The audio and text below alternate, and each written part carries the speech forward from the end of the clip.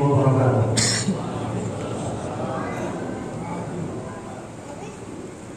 Salam Allah menyalakan menjauhkan.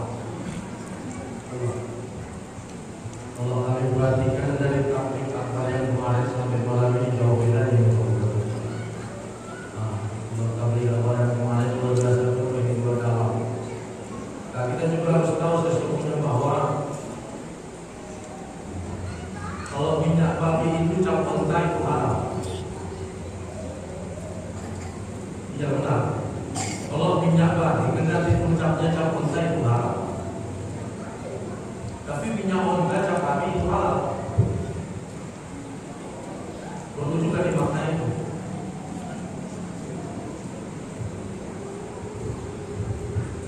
Assalamualaikum warahmatullahi wabarakatuh. Waalaikumsalam warahmatullahi. Alhamdulillahilladzi anzalal Qur'an hudan lin-nasi wa bayyinatin minal huda wal furqan. Wahdahu wassalatu wassalamu ala asyrafil anbiya'i wal mursalin wa ala alihi wa sahbihi ajma'in. Asyhadu an la ilaha illallah wahdahu la syarika lah wa asyhadu anna Muhammadan abduhu wa rasuluh alamal la nabiyya ba'da. Subhanaka la ilma lana illa ma 'allamtana innaka antal alimul hakim. Hasbunallahu wa ni'mal wakil. La haula wa la quwwata illa billahil aliyyil azim. Rabbi shrah li sadri wa yassir li amri wahlul 'uqdatam min lisani yafqahu qawli. Allahumma ansur Muhammadan wa ahli hujjatah. Allahumma ansur Muhammadan wa ahli hujjatah. Allahumma ansur Muhammadan wa ahli hujjatah. Pertama, rasa syukur kehadirat Allah Subhanahu wa taala bahwa pada malam ini kita diberikan kesempatan dalam rangka menghadiri sekitar peringatan Nuzulul Quran yang bertepatan malam ini tepat pada malam tanggal 17 Ramadan. Pertama kali Allah turunkannya Al-Quran ke muka bumi. Juga selawat dan salam kepada beliau baginda Nabi junjungan Allah dengan lafaz Allahumma shalli wa sallim wa barik alaihi. Semoga syafaat beliau pula selalu berpihak kepada kita di saat kita masing-masing orang berhadapan dengan Yang Maha Kuasa, dan pada saat itu kita mempertanggungjawabkan amal ibadah kita masing-masing di hadapan Allah Subhanahu wa taala. Yang kami hormati Bapak Bupati Kabupaten Mandailing Natal, yang kami hormati Bapak Kapolres Kabupaten Mandailing Natal, Bapak Kajari, Bapak perwakilan dari Dandim, Bapak Ketua Partai Kebangkitan Bangsa atau PKB yang hadir pada kesempatan ini. Ada Ketua Muhammadiyah Kabupaten Mandailing Natal, Bapak Anda Yusuf. Beliau tadi bervisi, Bapak Anda Yusuf tadi bervisi. Setelah kita melaksanakan tarawih, kata beliau, Ustaz, alhamdulillah yang ke-18 ini malam kita perlihatkan nuzul Quran yang ke-17, kata beliau semua. Tapi saya datang. Kenapa Bang? Saya diundang sama pemerintah. Artinya beliau ini, saya sampaikan apresiasi bahwa beliau ini mencari persamaan, bukan malah mempersatukan perbedaan. Itu dia beliau. Karena itu sudah angka 17 telah dilalui, ini masih malam. Beliau juga tetap datang untuk peringatan nuzul Quran pada kesempatan ini. Tepuk tangan untuk Bapak Anda. Dan yang kami hormati Bapak Ketua MUI, hadirin hadirat yang kami tidak sebutkan satu persatu. Pada kesempatan ini izinkan kami sementara waktu untuk berdiri di depan ini dalam rangka menyampaikan tausiah pembicaraan sekitar nuzulul Quran. Bapak Ibu hadirin yang dirahmati Allah, ada 317 yang kita umat Islam di negara ini tidak boleh lupakan dan wajib kita ingat. 317 ini harus kita ingat. Pertama, 17 Ramadan kita diingatkan dengan nuzulul Quran. Pertama kali Allah turunkannya Al-Quran ke muka bumi. Yang kedua, 17 rakaat Ini bentuk kewajiban. Salat, as-salatu imaduddin. Faman aqamaha faqad aqamaddin, wa man tarakaha faqad adamaddin. Salat ini tiang agama. Bagi orang yang melaksanakan salat, justru dialah yang melaksanakan agama. Tapi bagi orang yang meninggalkan salat, secara hakiki dialah yang menghancurkan agama. Ada 3:17 yang kita wajib ingat sebagai umat muslim bangsa Indonesia. Yang ketiga adalah tanggal 17 Agustus, di mana Allah memberikan izin kepada kita bangsa Indonesia oleh Presiden kita yang pertama, Insinyur Soekarno Bung Hatta, memproklamasikan negara ini tepat pada tanggal 17 Agustus 1945, berkisar 76 tahun ya, 76 tahun yang silam. Bapak Ibu hadirin yang dirahmati Allah, pada kesempatan ini kita dipertemukan, yaitu 17 Ramadan. Di malam 17 Ramadan Allah menurunkan Al-Quran sebagai kitab suci. Perlu kita ketahui bahwa semua agama di dunia ini sama-sama mengklaim kalau masing-masing agama punya kitab dan masing-masing penganutnya menyampaikan bahwa itu kitab suci. Masing-masing agama. Ada agama Nasrani, kitabnya ada Injil. Ada Yahudi, kitabnya Taurat. Semua penganut agama ini mengklaim kalau kitab yang diberikan kepada mereka masing-masing mengklaim kalau itu kitab suci. Yang kepada kita umat Islam diberikan kitab Al-Quran. Dan Al-Quran ini adalah kitab yang suci menurut kita. Tapi kan kita harus tahu apa sih standar kitab itu supaya kita bisa meyakininya bahwa itu kitab suci yang pantas untuk diamalkan. Harus punya standar, harus punya pegangan. Al-Quran kita yakini menjadi kitab suci. Pertama, kitab Al-Quran ini sesuai benar dengan fitrah kita sebagai manusia. Itu makanya Al-Quran kita akui kitab suci. Kalau tidak sesuai dengan fitrah orang yang mau mengamalkan kitab itu sendiri, itu tidak dikatakan dengan suci. Tapi kalau Al-Quran yang ciptakan Al-Quran Allah, juga yang menciptakan kita Allah, lalu yang disuruh Allah mengamalkan Quran kita, tentu Allah tahu apa selera manusia itu sendiri dan pas ia cocokkan dalam Al-Quran yang sesuai dengan fitrah kita sebagai manusia. Bagaimana menurut? Halo.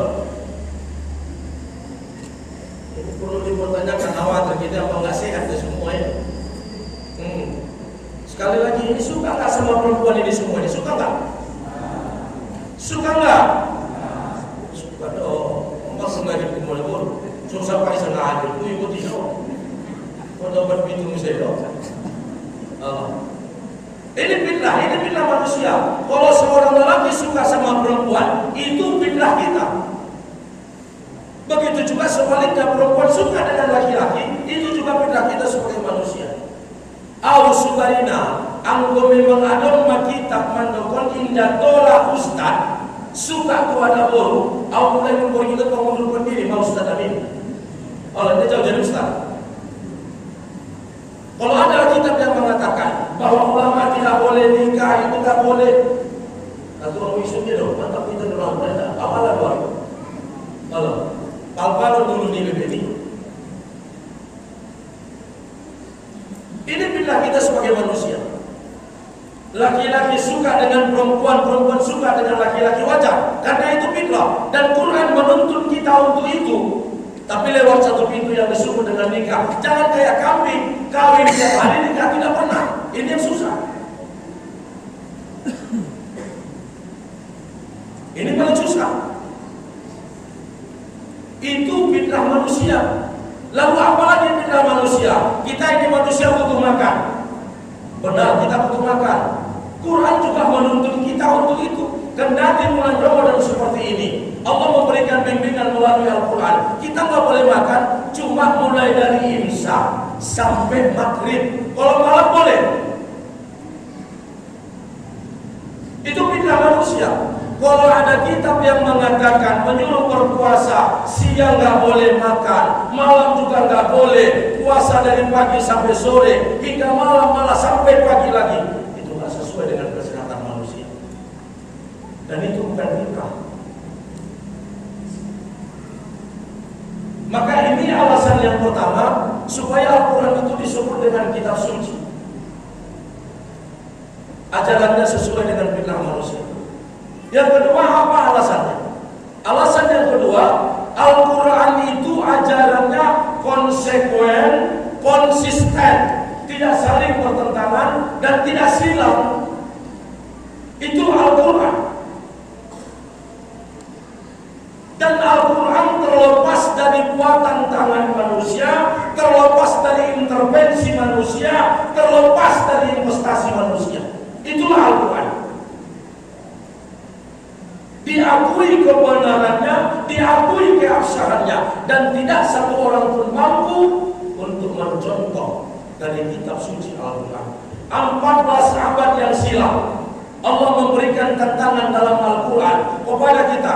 In kuntum fi raibin mimma nazzalna ala abadina fa'tu bi suratin min misli wadaw syuhada'akum. Jika kamu ragu dengan Al-Quran yang saya turunkan kata Allah kepada hamba saya yang bernama Muhammad, fa'tu bi suratin min misli, buat kamulah satu surah dari Al-Quran ini. Jangankan satu surah, satu ayat pun kita tidak mampu. Fa'tu bi suratin min misli, datangkan kamu satu ayat. Kalau kamu juga tidak mampu, wadaw syuhada'akum, panggil orang-orang yang lebih pintar dari kamu, panggil orang-orang yang lebih jenius dari kamu, lakukan dulu bersama, ayo contoh satu surah dari Al-Quran. 14 abad yang silam Allah memberikan tantangan itu, sampai malam ini belum ada yang mampu melakukan itu. Ini bukti bahwa Al-Quran lepas dari intervensi manusia. Ini bukti Al-Quran lepas dari investasi manusia. Memang benar buatan Allah. Inna nahnu nazzalna dzikra wa inna lahu lahafizun. Kami yang turunkan Al-Quran, dan saya pastikan kami pula yang akan menjaga Al-Quran itu, kata Allah. Ribuan orang hafaz Al-Quran hari ini. Ribuan orang hafaz Al-Quran. Gak usah mimpilah. Bagi orang-orang yang gak senang melihat Islam ini berkembang, gak usah mimpi akan bisa merubah Quran. Gak akan bisa. Allah jamin. Inna nahnu nazzalna dzikra wa inna lahu lahafizun. Gak akan bisa sampai kapanpun bahwa itu Allah pelihara keabsahannya, bahwa Al-Quran Allah pelihara keaslian. Gak akan bisa sama sekali. Nanti hari ini ada yang bilang Quran itu udah gak relevan lagi, perlu 300 ayat dicopot dari situ karena intoleran dan segala macam. Gak akan bisa. Yakinlah gak akan bisa. Ribuan orang hari ini, ribuan orang hafaz Al-Quran. Dan nanti kitab itu bisa dicolek dan dirubah, tapi otak-otak orang yang suci yang telah menghafaz Al-Quran 30 juzuk, Allah pelihara itu. Dan Allah tidak akan membiarkan hambanya yang hafaz Al-Quran untuk lupa. Jangankan satu kalimat, tanda titik dan barisnya pun akan ada bisa yang bohong. Ini keaslian Al-Quran.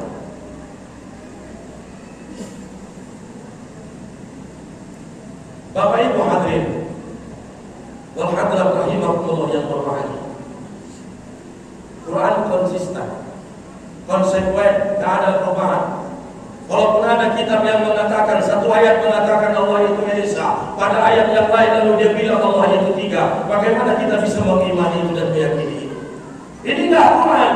Ayat pertama mengatakan Allah itu Esa, sampai ayat terakhir pun Allah itu tetap Esa. La ilaha illa wahda, tidak ada Tuhan kecuali Allah yang Esa. Sadaqa wa'da, yang maha benar dengan janjinya hanya Allah. Ada seorang janji di manusia, janji karet. Sadaqa wa'da wa nasara abada, Allah yang maha menolong.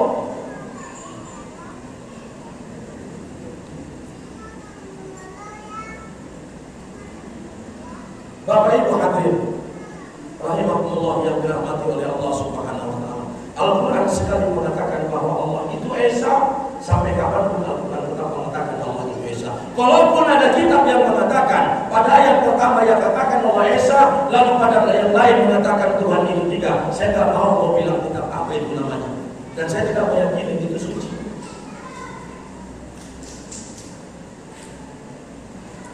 Hadirin Allah hadirat rahimahullah yang dirahmati Allah. Lalu Allah bicara, "Tsumma awrasna al-kitaba alladziina istafainahu min ibadina." Kemudian Al-Quran ini kami wariskan.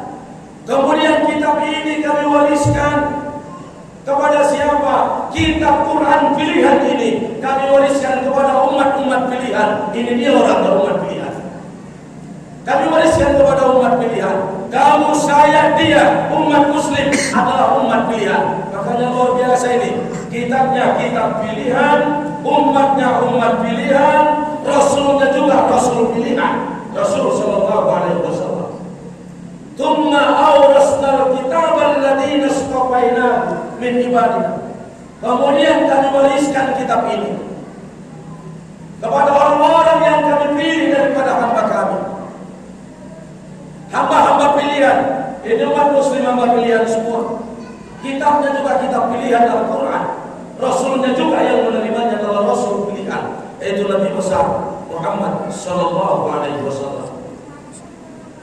Hadirin hadirat rahimahullah yang dirahmati oleh Allah Subhanahu wa taala. Lalu apa misi Quran turun ke dunia? Apa misi Quran turun ke dunia? Pertama, apa misi Al-Quran turun ke dunia? Melepaskan manusia dari kemusyrikan.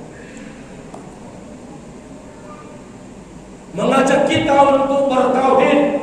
Nabi 13 tahun ada di kota Makkah, hanya sekadar menanamkan kalimat La ilaha illallah Muhammadur Rasulullah. Tidak ada Tuhan yang patut disembah kecuali Allah, dan saya ini adalah Muhammad utusan Allah yang memberikan lampu kepada mereka. 13 tahun lamanya hanya sekadar menanamkan tauhid di kota Makkah. Ini misi pertama lakukan. Menghindarkan manusia dari kemusyrikan, mengajak manusia untuk bertauhid kepada Allah. Misi pertama lakukan. Kalau Allah sirik jari, saya yakin Kapolres kita sudah terlepas. Artinya menyembah berhala kita tidak ikut. Menyembah Ubal, Lata, Manat, Musa dan segala macam kita tidak ikut. Itu sirik jari namanya. Yang terkena kita kadang namanya sirik kopi, sirik yang tersembunyi, luar biasa. Kadang dia jualan di pasar sana, ada pergi dia cari dukun, dukun kasih cincin, ini cincin saja saya pakai, ini jualan saya lancar. Ini kan sirik kopi namanya. Ada yang mau ingin naik jabatan, cari dukun, main sana main sini, dukun. Ini kan sirik kopi. Kalau sirik jari saya yakin kita terlepas. Kita nggak pernah lah ikut berhala, mau lantang, mau menantang, usaha hubungan dan segala macam. Tapi sirik kopi ini tidak terlepas. Ini misi pertama Al-Quran datang ke dunia, melepaskan manusia dari kemusyrikan, mengajak orang untuk bertauhid. Lalu apa misi yang kedua? Misi yang kedua Quran turun ke dunia, mengangkat harkat dan martabat perempuan, mengangkat harkat dan martabat seorang perempuan, supaya ibu tahu sebelum Islam lahir ke dunia, harga wanita sangat murah. Sebelum Islam datang ke dunia, harga wanita itu sangat murah. Wanita pada saat itu dilahirkan ke dunia hanya untuk melahirkan. Sebelum Islam datang, sebelum Islam datang, sebelum Al-Quran turun, wanita dilahirkan ke dunia hanya untuk melahirkan, dibuat hanya sekadar pemuas nafsu belaka. Tapi saat Islam datang, Al-Quran turun, Nabi ngomong, Nabi teremuh, baru dia bilang, An-nisa imanul bilad. Wanita itu tiang negara. Jika wanita baik, maka baik negara. Jika wanita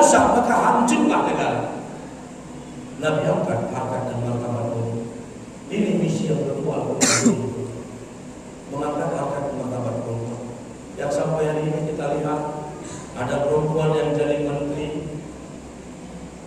ada yang jadi anggota DPR. Malah Madinah hari ini kita punya wakil bupati kabupaten mengenai Natal perempuan. Ini setelah Islam datang. Kalau sebelum Islam datang ke dunia, harga wanita murah benar, hina benar, dilahirkan ke dunia hanya untuk mau melahirkan dan hanya sekedar pemuas alat nafsu belaka semata. Itulah pada saat misi kedua Al-Quran itu.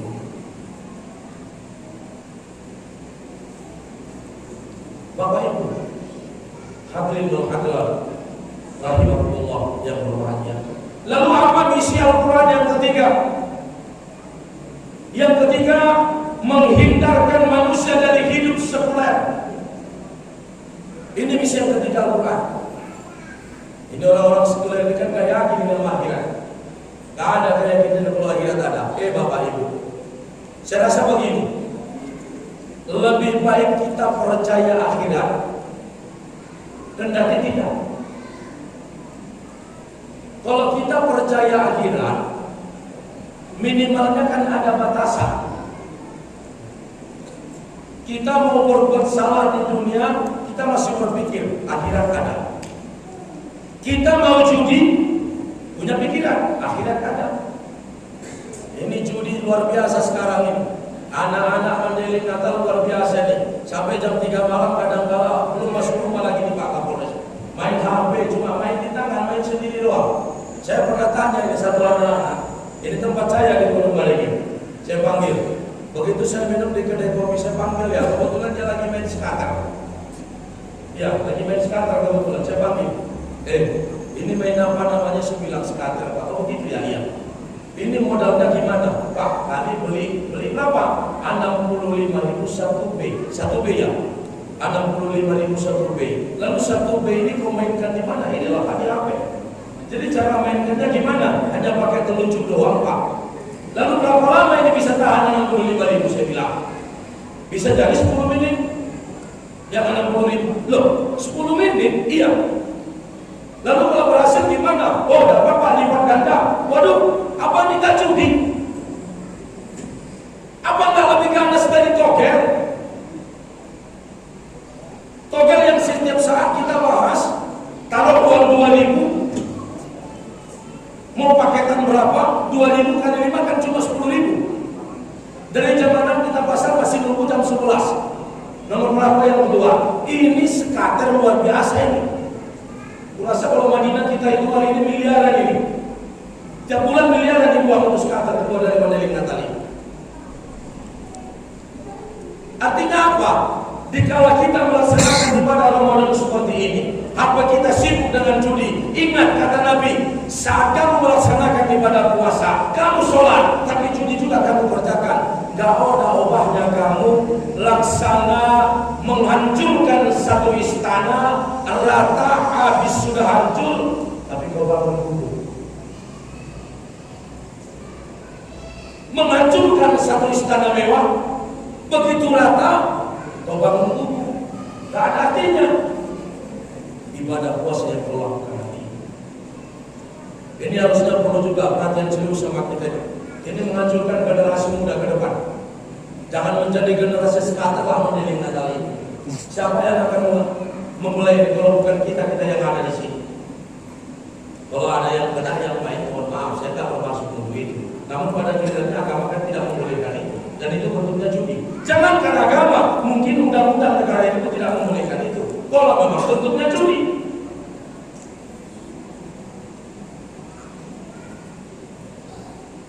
Saya dimanapun, mohon maaf, kalau skater ini tetap, karena aku tengok luar biasa dampak negatifnya ke depan. Luar biasa, 65.000 yang beli 1 B, lalu yang mainkan 10 menit habis.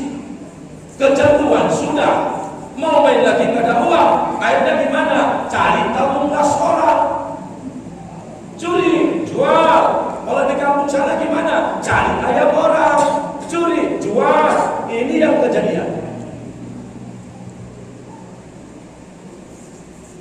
Harus jadi membuat kita buat perhatian serius tentang ini. Kalau kita ngomong tentang Mandailing Natal, Serambi, Mekahnya, Sumatera Utara, Madinah, daerah Madinah kota santri, mulut. Cuma mulut doang. Bertolak belakang dengan kelakuan dan perbuatan yang lain. Hadirin Allah hadirat rahimahullah yang dirahmati Allah. Ini misi yang ketika Al-Quran datang ke dunia, menghindarkan manusia dari sekuler. Kalaupun kita yakin ada akhirat, minimal kita ada batasan hidup ini. Artinya apa? Kita mau berbuat judi, ada batasan, akhirat ada. Nanti saya dihukum. Ternyata kita mati, akhirat tidak ada. Akhirat tidak ada. Tapi kita minimal yang sudah digariskan orang, bahwa kita orang baik-baik. Ketimbang orang yang tidak percaya akhirat, semena-mena dia di dunia, hanyut dengan botol-botol minuman keras, terlena di meja-meja judi, sabu ganja dan segala macam. Toh dia mati, ternyata akhirat ada. Anda mau kemana?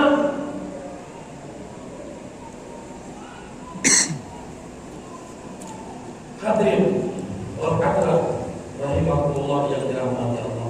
Terakhir, lalu setelah Al-Quran, bagaimana manusia ini menerima Al-Quran? Ada 3 macam Pak Bupati, tipe manusia yang menerima Al-Quran ini. Ada 3 macam. Pertama, Al-Quran datang, faminhum zalamu li nafsihi. Sebagian mereka zalim terhadap dirinya sendiri, menerima Al-Quran dengan ucapan, tapi bertolak belakang dengan perbuatan. Bertolak belakang dengan perbuatan. Itu yang pertama. Tipe yang pertama seperti itu. Kalau di mulut dia menerima Al-Quran, tapi dengan perbuatannya bertolak belakang dengan mulutnya. Al-Quran mengatakan ini boleh, oke dia lakukan. Ini tidak boleh, juga ia kerjakan. Ini haram, dia ambil. Bertolak belakang. Yang kedua, wa minhum mu'tasim, menerima Al-Quran 50-50. Maksud 50-50 di mana? Giliran Islam punya keuntungan, teriak ngomong Islam. Tapi giliran Islam meminta dia untuk berkorban, dia lari.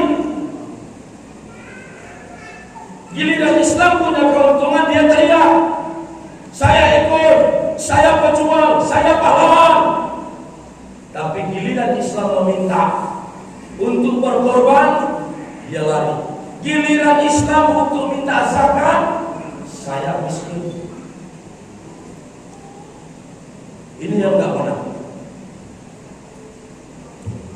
Ketika dia lihat ada keuntungan, dia ikut teriak. Tapi ketika dia ditarik untuk pengorbanan, susah malah melarikan diri. Padahal gak akan jalan lah. Nabi kan pernah ngomong begini, inna darahima fi kulli amakin tansur rijala mahabbatan wa jalala wa yasilahun liman arada kitalan wa yalisanun liman arada wasabatan. Sesungguhnya dirham ini di setiap tempat membuat gagah orang yang memilikinya. Aupe somong kuling di jolon lancar, beles na marepek dol. Apalagi kan nung somong terpikir mono na kita dari mempolopon. Karena sudah betul kan? Mantau siang, dong 1 jam 45 menit, mana dari mempolop, mana lalu kan di ruang rumah. Artinya mari si mana cakup. Maksudnya epikon adalah subinutong. Inna darahima fi kulli amakin tansur rijala mahabbatan wa jalala. Dirham itu di setiap tempat membuat gagah orang yang memilikinya. Bikin kamu tempat semua. Marbeda di perdalan nyalakna sumarepeng dan namarepeng. Pangambena itu marbeda. Ini sejak pula. Marbeda betul. Angkonga marepeng kalakna ipo pigaga. Pada semua perlawanan sama sonja. Lepe lute. Halo. Tapi kalau di kantongnya ada uang, cara jalannya pun gagah, kendati pun orangnya tidak gagah. Apa kekuatannya itu? Dia garis pertanyaan. Apa kekuatannya itu? Wahia silahun liman arada kitalan. Uang ini senjata bagi orang yang mau berperang. Ini senjata. Wahya lisanun liman arada fasolatan. Dan uang itu, dirham itu memperlancar mulut untuk bicara. Kalau ada Pak Bupati di Bololos mengkuling khawatir dong.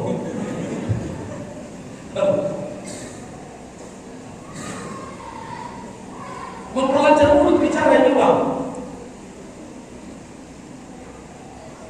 Jadi ketika Islam punya keuntungan, dia ikut teriak, saya Islam, saya siap berjihad. Dia tengok ada keuntungan. Saya siap berkorban. Dia tengok ada untung. Tapi giliran Islam meminta dia untuk berkorban pada wali. Giliran Islam mau dari zakat, saya miskin. Giliran Islam mengajak dia untuk berjihad, waduh saya bangkrut. Ini di awal-awal surah Al-Baqarah waktu sudah diperingatkan Allah. Inilah ciri munafik itu. Di awal-awal surah Al-Baqarah. Kullama ata'alahum masawbih wa idza asama alaihim qamu. Manakala hari itu terang dia jalan, tapi ketika hari itu gelap dia mandek dan berhenti. Enggak mau. Ini ciri-ciri munafik. Ciri-ciri munafik. Saat punya keuntungan dia teriak luar biasa, saya Muslim. Oh, asli loh, ini Muslim. Ketika ia lihat Islam itu punya keuntungan. Kullama ata'alahum masawbih. Saat dia melihat cuaca lagi terang dia jalan, tapi ketika ia melihat cuaca gelap dia berhenti. Mandek. Lalu di ayat lain, wa idza laqul ladzina amanu qalu amanna wa idza khalu ila sayatin qalu inna ma'akum innama nahnu mustahzi'un.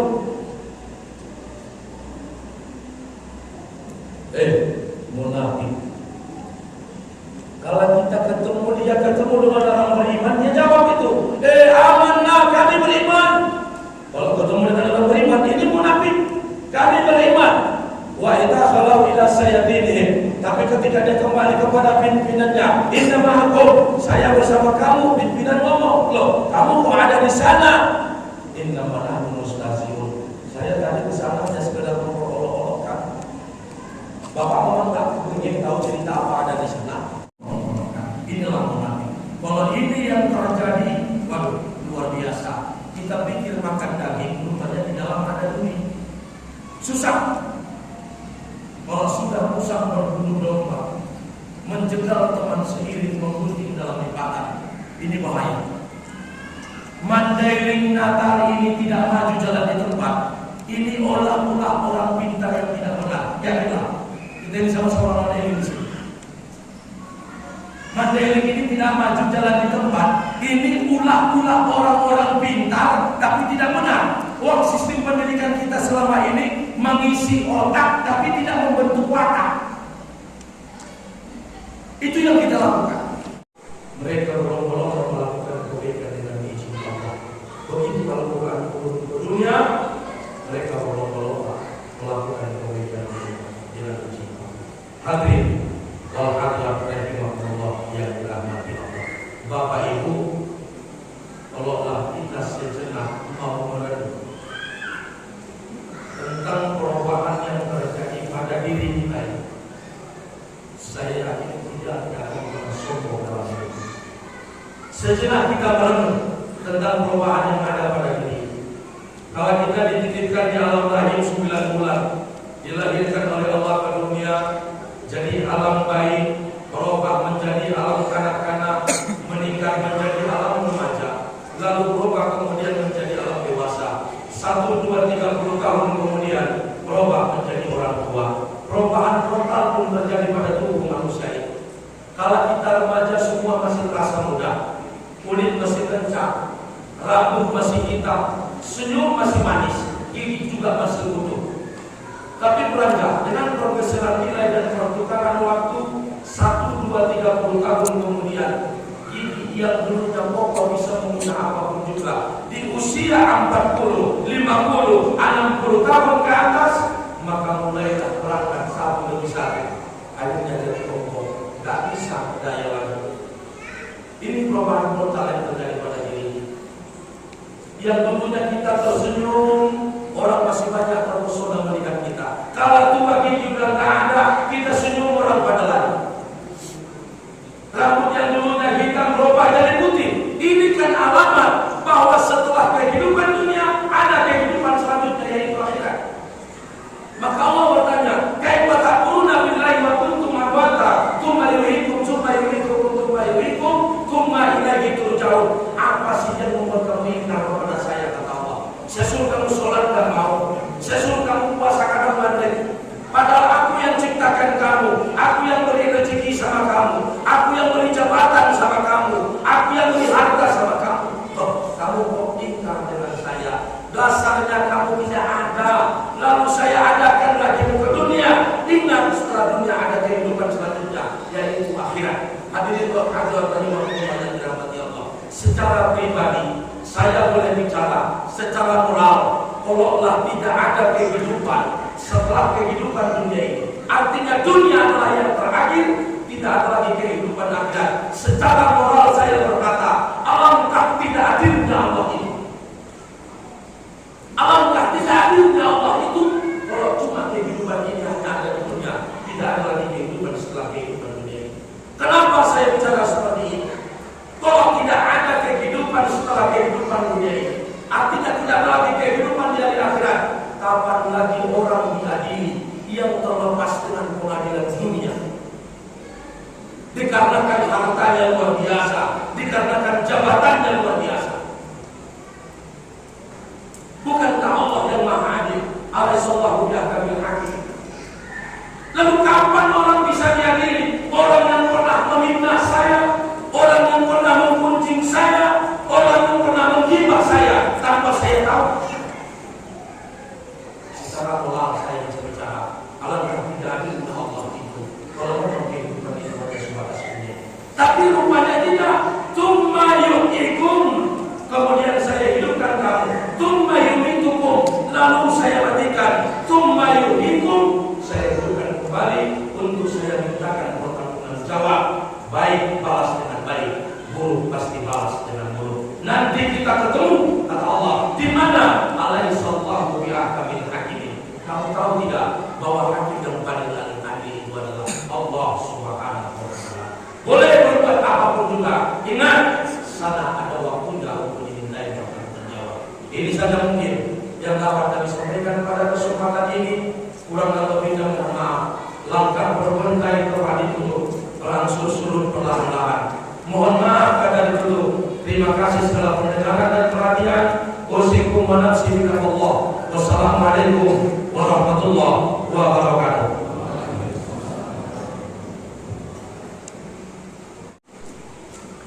Demikian kajian bersama Ustaz dan guru kita. Semoga apa yang disampaikan beliau dapat kita amalkan dalam kehidupan kita. Bapak Ibu hadirin tamu undangan yang kami hormati, untuk acara kita